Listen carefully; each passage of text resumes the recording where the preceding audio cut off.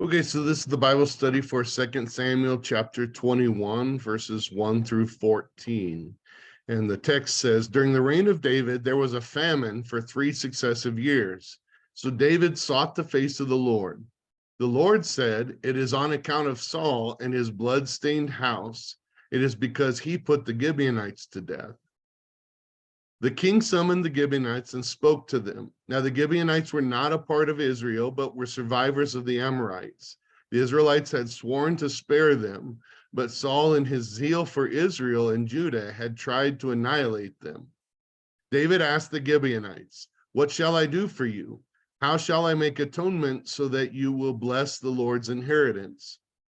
The Gibeonites answered him, we have no right to demand silver or gold from Saul or his family, nor do we have the right to put anyone in Israel to death. What do you want me to do for you? David asked.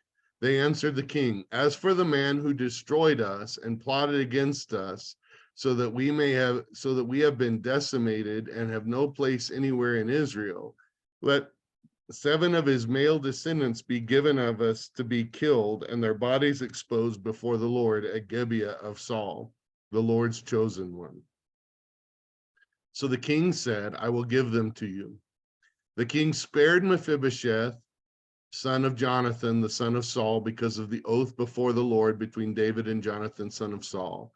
But the king took Armoni and Mephibosheth, the 2 sons of Aiah's daughter Rizpah, whom she had borne to Saul, together with the 5 sons of Saul's daughter Merab, whom she had borne to Adriel, son of Barzillai, the Meholathite. He handed them over to the Gibeonites, who killed them and exposed their bodies on a hill before the Lord. All 7 of them fell together. They were put to death during the first days of the harvest, just as the barley harvest was beginning. Rizpah, daughter of Aiah, took sackcloth and spread it out for herself on a rock. From the beginning of the harvest till the rain poured down from the heavens on the bodies, she did not let the birds touch them by day or the animals by night. When David was told that Aiah's daughter Rizpah, when David was told what Aiah's daughter Rizpah, Saul's concubine, had done, he went and took the bones of Saul and his son Jonathan from the citizens of Jabesh Gilead. They had stolen their bodies from the public square at Bethshan, where the Philistines had hung them after they struck Saul down on Gilboa. David brought the bones of Saul and his son Jonathan from there, and the bones of those who had been killed and exposed were gathered up. They buried the bones of Saul and his son Jonathan in the tomb of Saul's father Kish and at Zelah in Benjamin, and did everything the king commanded. After that, God answered prayer in behalf of the land. Okay.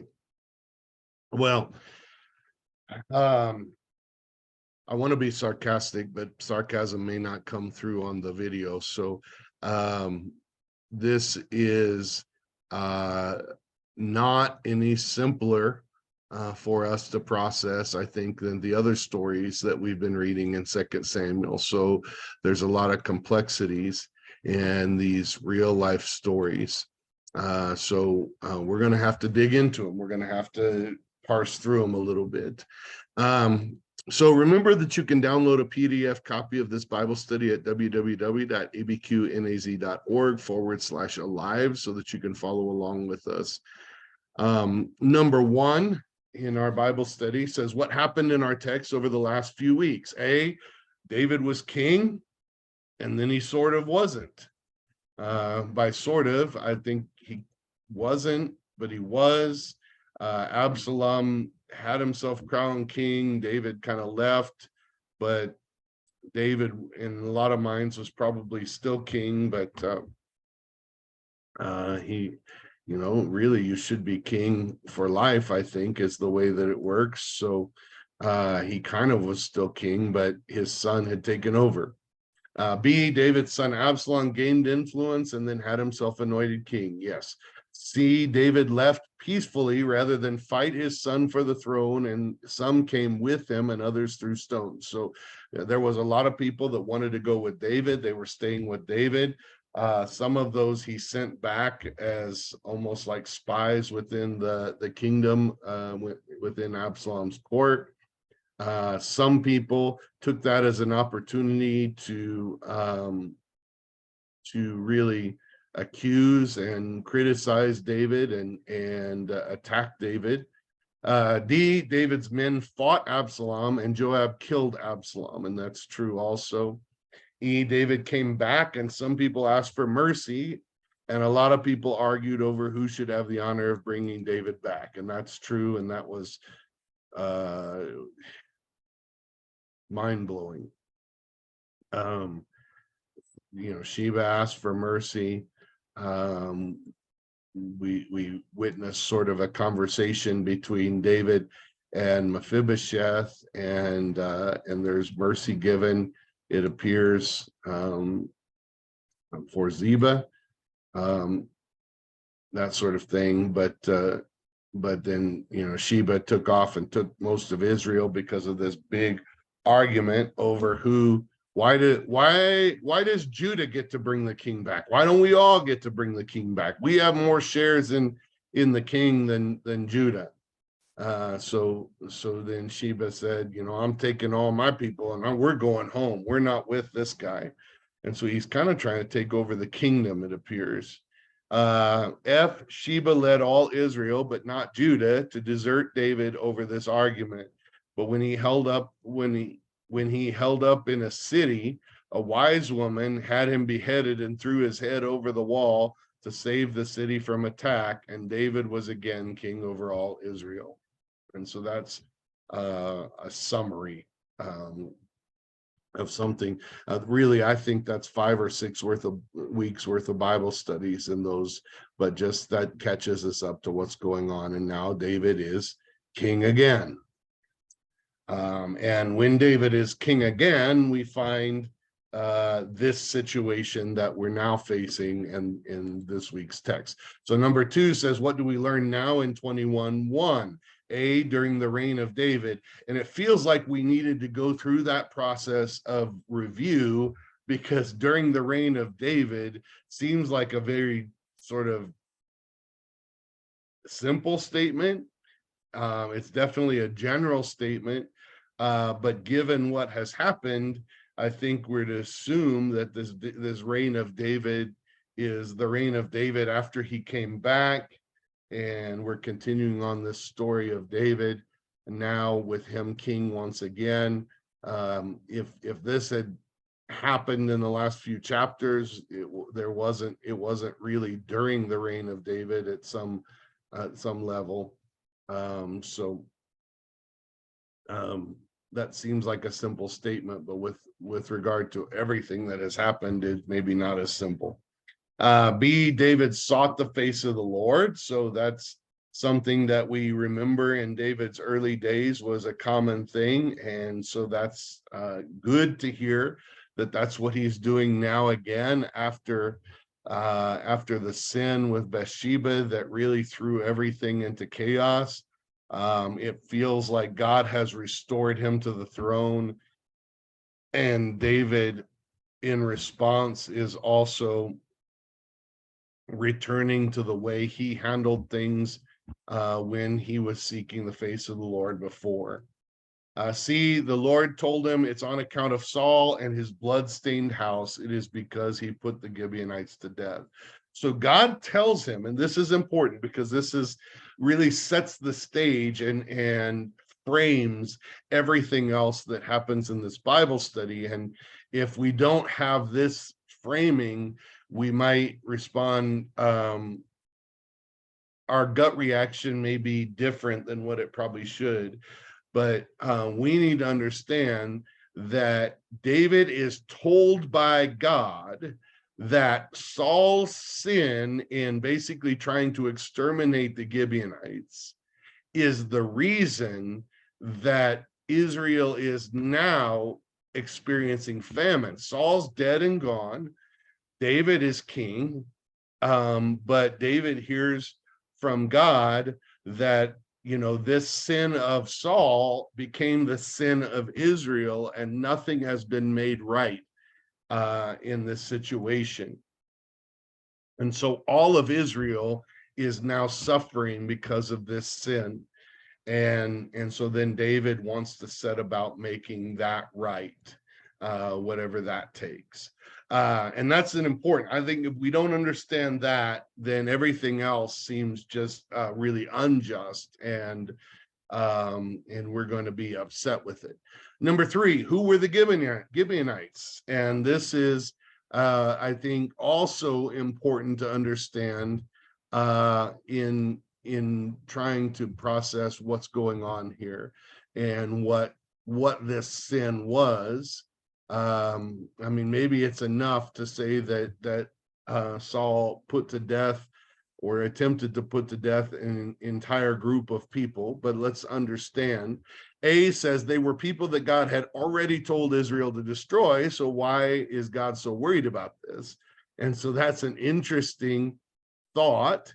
In Deuteronomy 20:16-20, it says, however, in the cities of the nations of the Lord your God is giving you as an inheritance, do not leave alive anything that breathes. So remember, this is when they're taking the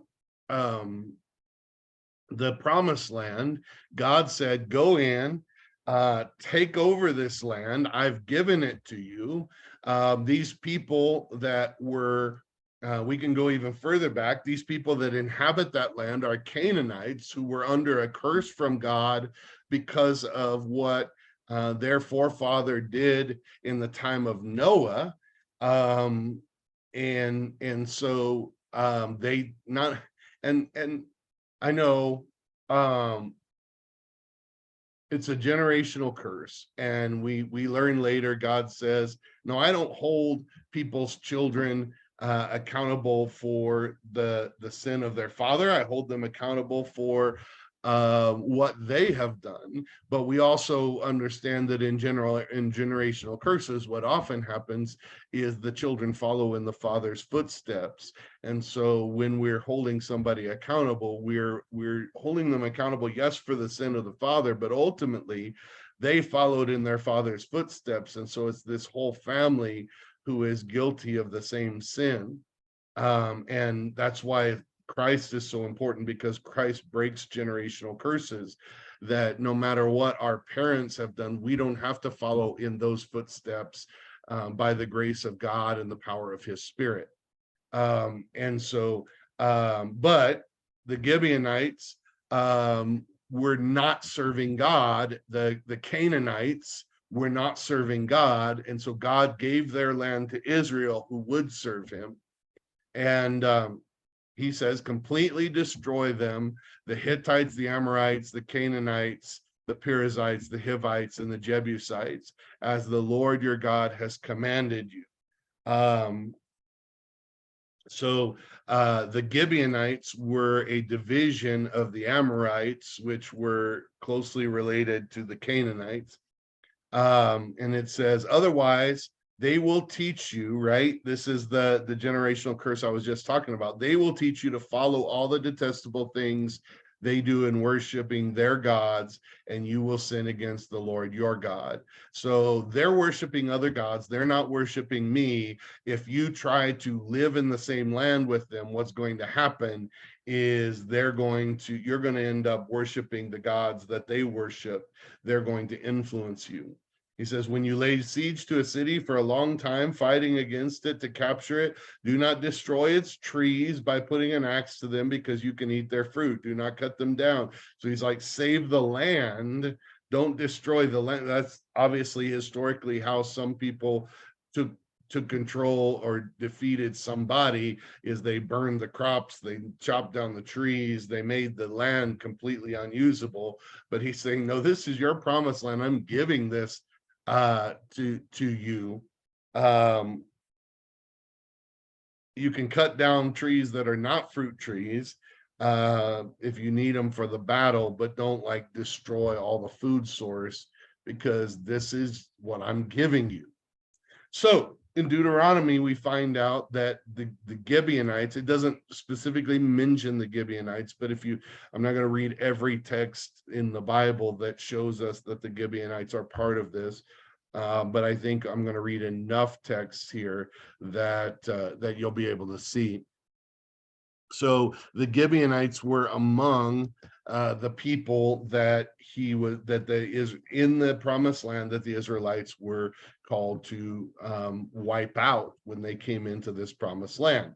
Now then, B, it says they were Amorites who were supposed to be destroyed in the conquest of Canaan, but they tricked Israel into making a treaty with them. See Joshua 9. Joshua 9 in my Bible is entitled, the heading above it says the Gibeonite deception. And it says, now, when all the kings west of the Jordan heard about these things, the kings in the hill country in the western foothills and along the entire coast of the Mediterranean Sea as far as Lebanon, the kings of the Hittites, Amorites, Canaanites, Perizzites, Hivites, and Jebusites, all the ones listed in the last text, they came together to wage war against Joshua and Israel. However, when the people of Gibeon heard that what Joshua had done to Jericho and Ai, they resorted to a ruse. They went as a delegation whose donkeys were loaded with worn out sacks and old wineskins, cracked and mended. They put worn and patched sandals on their feet and wore old shoes. All the bread in their food supply was dry and moldy. Then they went to Joshua in the camp at Gilgal and said to him and the Israelites, we have come from a distant country, make a treaty with us. So they came and set up everything that they brought with them. So it looked like they'd been traveling a long way. All their bread was hard and moldy. Their shoes were worn out. Everything looked like they had been traveling a long way. And so the Israelites said to the Hivites, but perhaps you live near us. So how can we make a treaty with you? We are your servants, they said to Joshua. But Joshua asked, who are you and where do you come from? They answered, your servants have come from a very distant country because of the fame of the Lord your God, for we have heard the reports of him, all that he did in Egypt, and all that he did to the two kings of the Amorites east of the Jordan, Sihon king of Eshbon and Og king of Bashan, who reigned in Ashtaroth. And our elders and all those living in our country said to us, take provisions for the journey and go and meet them and say, we are your servants, make a treaty with us. This bread of ours was warm when we packed it at home on the day we left and came to you, but now see it's dry and moldy it is. And these wineskins, they're showing him all their little show and tell items that they brought with them to show them that they've been traveling all way. The Israelites sampled their provisions, but did not inquire of the Lord. In other words, God may have given them wisdom to know that they were being lied to, but instead they just checked what they could see, sampled the provisions, and said, yeah, looks right. And so Joshua made a treaty of peace with them and let them live, and the leaders of the assembly ratified the oath. 3 days after they made the treaty with the Gibeonites, the Israelites heard that they were neighbors living near them. So the Israelites set out on the third day and came to their cities, Gibeon, Kephirah, Beeroth, Kiriath Jearim. But the Israelites did not attack them because the leaders of the assembly had sworn on oath to them by the Lord, the God of Israel. The whole assembly grumbled against the leaders, but all the leaders answered, we have given them our oath by the Lord, the God of Israel, and we cannot touch them now. So here's the complicated thing. These were people that God had told them to wipe out, but now they've made a treaty and they've given their word that they won't. So one of the things, man, there's so many thoughts about God and what he does and how he acts with his people that are in here that I think we need to know in this whole story. One is that God told them to do something, but they did not do it. For whatever reason, they were tricked. I don't think they intentionally didn't do what God said here. In this case, maybe in other cases, but they were tricked. They didn't seek the Lord. Maybe God would have given them the wisdom they needed if they would have. And so now they've done something, and they're in a situation where, and I want to just suggest, there are some situations in life that are thus saith the Lord, clear, this is right, this is wrong. And I do think there are those situations, but I also think, and I've learned this since I've been in ministry, that there are a lot of situations where there doesn't seem to be a right answer. So if they kill the Gibeonites in this text, then they're breaking an oath that they made, and all of Israel made this oath together. And they look like liars that don't keep treaties and oaths. If they don't wipe out Gibeon, then they're not doing what God told them to. And God has essentially said, this is going to be bad news for you if you don't do this. It's going to cause you problems later. So there is no right answer here. If they kill them, they're breaking their oath, and they swore it by the Lord, so they're breaking something that they promised to God. If they don't kill them, they're breaking what God told them, and there's no right answer here. And so they choose to let them live.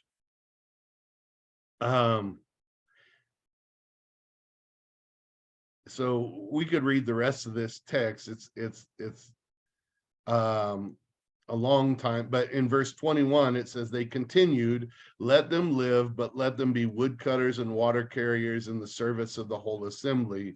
So the leaders' promise to keep to them was kept. So they basically let them live, but made them servants. And I think part of the concept of that was that they're subservient to us. They're less likely to be influencing us with their gods and things like that. They are servants not only to God, but to the assembly, or to the church, if you will, to the house of God. In one version of this text that I read, it actually doesn't say the whole assembly. It says to the house of God, house of the Lord. And I wrote that in C. They became laborers, woodcutters, and water carriers for the house of my God. So we find, in fact, I think we read this recently. I didn't really find the spot where that was, but we recently read something about the Gibeonites, who were not Israelites, but they lived in Benjamin. And so Gibeon became a part of the inheritance of Benjamin, the Benjamites. And so the Benjamin sort of took over their city, their land, but the Gibeonites were still there. Now, the town of Gibeon was in the inheritance allotted to the tribe of Benjamin, where Saul's family was from. So now Saul has grown up in Benjamin around these Gibeonites who are not Israelites. We don't know what sort of experience he has with them.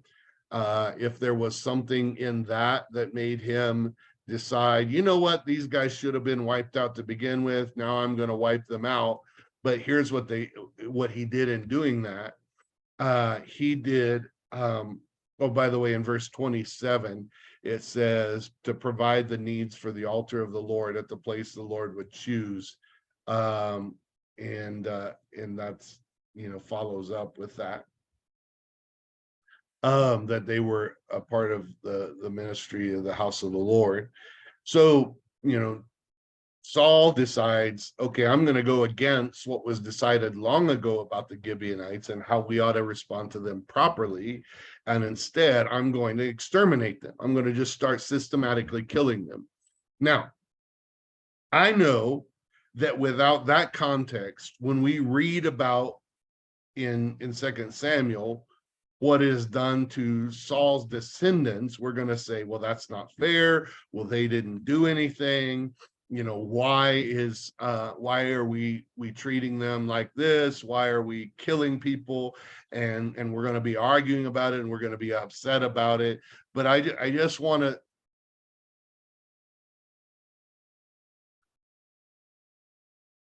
I want us to consider that this would be what Saul did to the Gibeonites, was essentially what Hitler tried to do to the Jews. Wipe them off the face of the earth, mass genocide.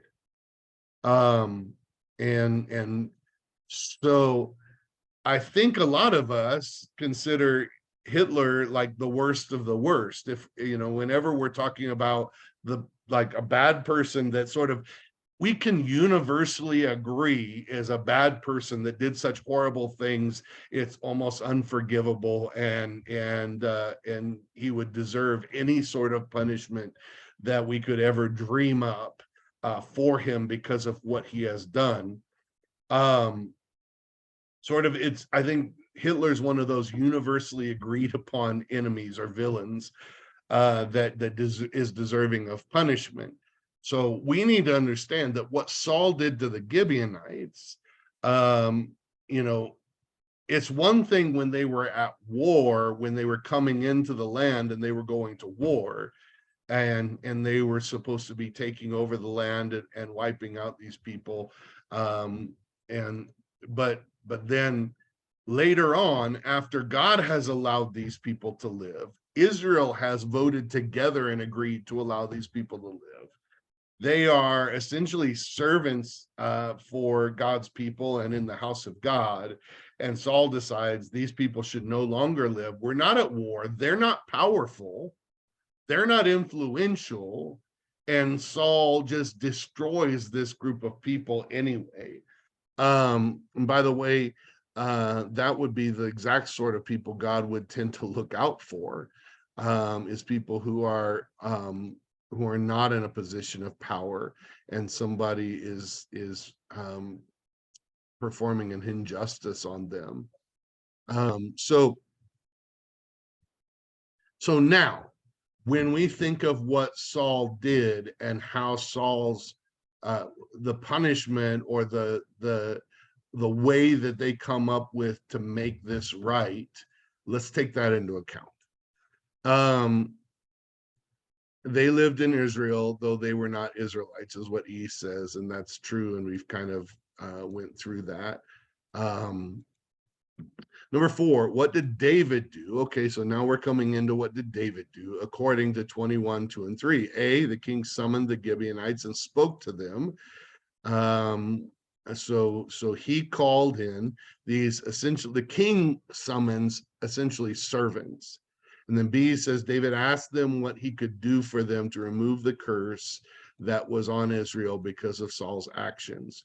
So he summons a group of people that are servants before the king and says, what can I do for you? What did they ask for? Number 5, what did they ask for according to 21, 4 and 6? Now, I want to kind of clarify, because when I read, when I first read verse 4, the Gibeonites answered, we have no right to demand silver and gold from Saul's family, nor do we have the right to put anyone in Israel to death. My first thought was, oh, they're saying, well, that wouldn't be right. That's not what they're saying. What they're saying is we have no right to stick up for ourselves. In Israel, we don't have rights. We don't have the right to take them to court, to get justice. And this goes along with the fact that they were servants in Israel. So I tried to set the stage as we were studying that, as we were talking about that. So we need to understand that what they're saying is, so then David says, what do you want me to do for you? So David is asking them, what should I do? And they said, we don't have any rights to demand anything. We can't sue them in a court of law. We can't get justice for what has happened. And David says, no, I'm telling you, I'm going to give you justice. You may not have any rights. I'm telling you, God has told me to stick up for you and what has been done for you to make this right. So you may not have rights in terms of being able to go to court or to go to the king and demand something. But let me just tell you, you don't have to demand, because God has told me to make this thing right that has been done to you. So what do you want me to do for you? So David is giving them rights that they did not otherwise have. David is sticking up for the one who has no standing in their kingdom, who has no ability to stick up for themselves. And that is a very that is a godly characteristic. And so their first response is, we don't have any rights. And David says, I'm not talking to you about your normal rights. I'm saying, God has told me to do something about this. What do you want me to do? And so, because otherwise, it's a very strange thing. We don't have a right to put anybody in Israel to death. So, if by Israelite law, by Jewish law, if somebody had wiped them out and they were Jews, then they could have had the avenger of blood. They could have gone and taken, taken life for life. But that would have been according to the law. But because they're not Jews, they don't have that right. And so that's what they're saying, is we don't have the right to make this right. And David says, no, I'm going to make this right. What can we do? So what did they ask for? And it says, let 7, this is verse 6, of his male descendants be given to us, to be killed and their bodies exposed before the Lord in Gibeah of Saul, the Lord's chosen one. So the king said, I will give them to you. And so now let's be clear. Again, I know we're going to be reading this and we're going to say, well, that's terrible. How can they kill 7 of his descendants for something he did? Now, one,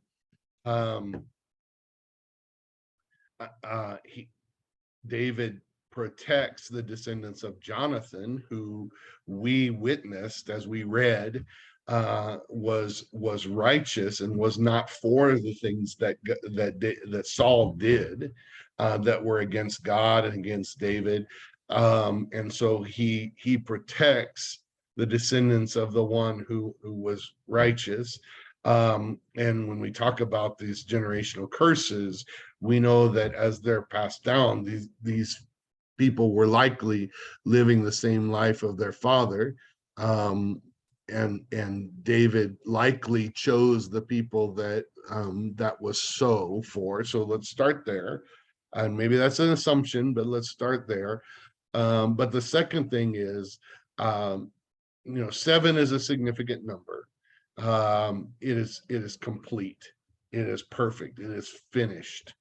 And so there's 7 that are killed, not all. And so when they refer to the Gibeonites, they were decimated. In other words, they basically barely exist anymore because of what Saul did. So they didn't wipe out all of Saul's family. They killed 7 as representatives to make this finished, to make this complete. And so what would have been right, according to Jewish law anyway, is if they killed one for one. Everyone that was killed, the avenger of blood, so context helps us understand whether this was ruthless and horrible, or whether this was ultimately merciful by their standards and their law. And I think that this was ultimately actually merciful by their standards, even though maybe it doesn't feel merciful by our standards. And so I think I want us to just kind of process that and understand that we need to be careful about judging things by our standards that didn't happen sort of in our cultural context. They happened in a different cultural context, and maybe we're judging them as harsh, but they were actually merciful, and we need to consider that. Number 6, what did David do in response to this request according to 121, 7 through 9? A, he wasn't really going to allow this, was he? That is not a correct statement. He was. And by the way, we also need, there's another thing that maybe I haven't mentioned. We need to understand, go back to the fact that all of Israel was in famine. By the way, including the Gibeonites. Everybody was starving to death. And they were starving, God told David, they were starving because of what Saul had done to the Gibeonites that had not been made right. So there is sin in the camp that is unaddressed. And we can go throughout scripture and we can find, I mean, go to 1 Corinthians and 2 Corinthians and see what Paul says to the church that embraces somebody in their fellowship that is committing outright and obvious sin but claims to be a brother. Okay. Now he doesn't say kill everybody, but he does say put that person out of your fellowship. In the Old Testament, it was very often kill them. The sin that they've committed is affecting everybody, and it's spreading, and it's this sinfulness that in the camp, and you have allowed it, and you have not stopped it, and you have not punished it, that is causing everybody, all of this camp, to experience negative repercussions for this. And so we need to understand that also, that this is serious, that all of Israel is in famine because of this sin. And so what they are doing by making this right, punishing sin, putting sin to an end if it's been continued on by the descendants, it's that is going to bring the mercy of God for the rest of Israel. Now we understand New Testament, Jesus took on the sin of, and I think we don't think it's fair that Jesus died, but Jesus took on the sin of all of us, which was not fair, but he willingly took it on, and blood was required for the sin that was committed. And he shed his blood for us, ultimately, so that we can look down on everybody and criticize anybody that sheds blood for blood, so that we can sit here and say, man, where's the mercy? And he has reframed Jesus's death, completely reframed the context of our thinking about grace and justice. Because before that, there had to be bloodshed for sin. But because Jesus took on that blood, he shed his blood for that sin, took on that sin once for all, we no longer have bloodshed in exchange for sin. And we are changing our thinking. We have a whole different context. And so I want us to understand what has been changed since this happened, and what has reframed our context.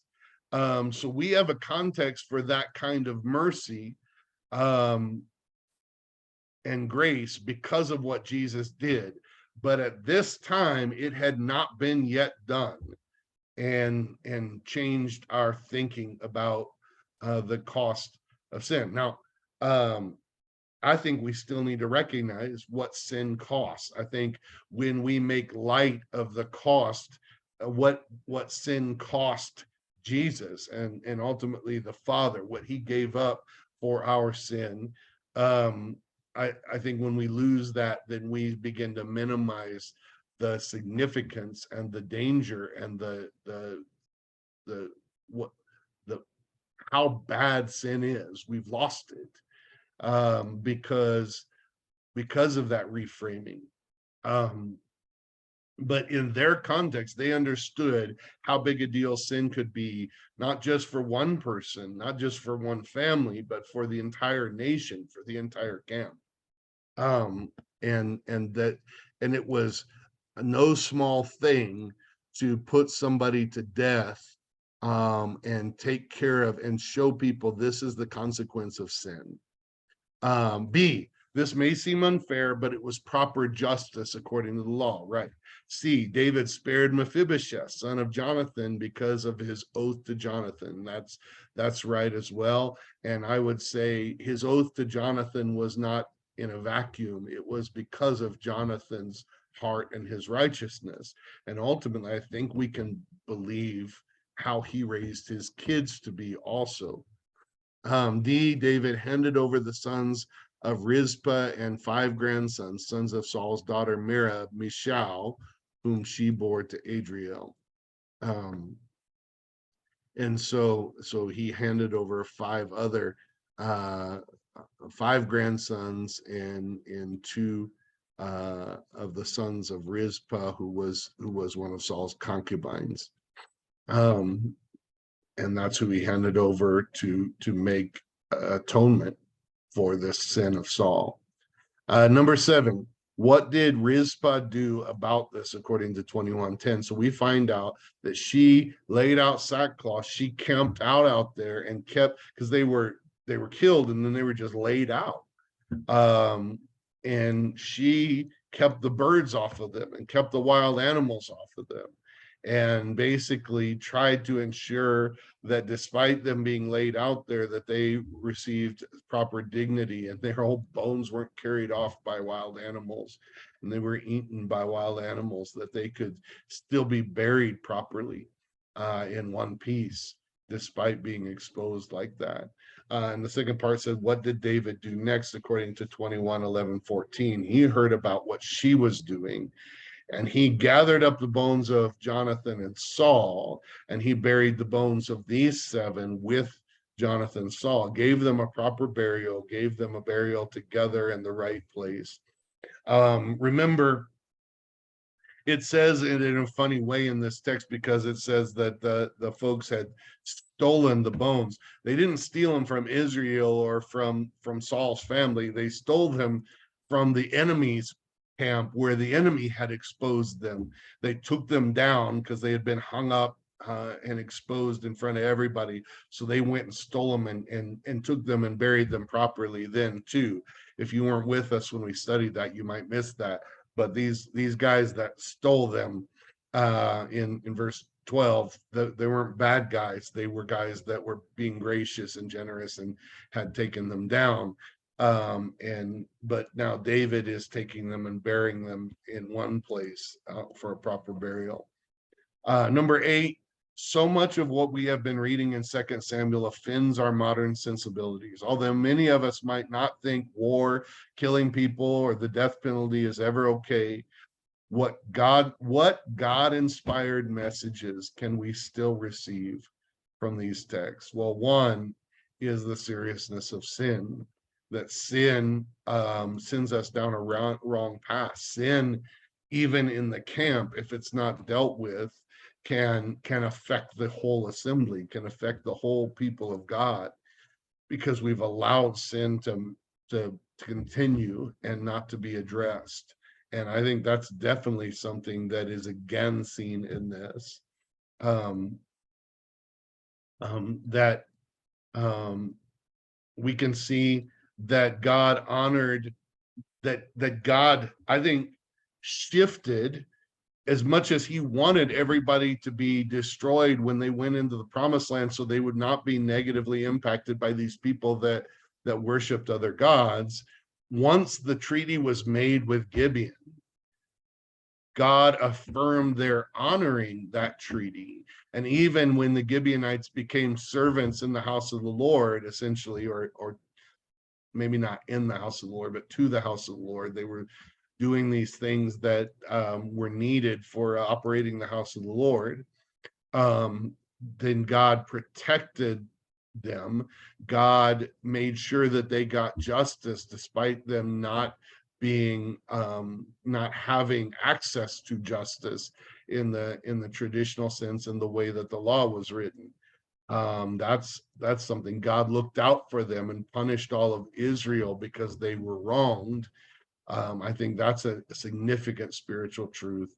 I know these are hard texts to parse and to figure out. I do think context helps us in taking this into account and realizing that in some cases there was no right answer, and we're trying to navigate between what seems like the lesser of two evils and figure out what God would really have us do in this difficult situation. And I've seen that, where it doesn't feel like either way is really God's will, but God knows what situation I'm in. And I do believe he has a direction that he wants me to go.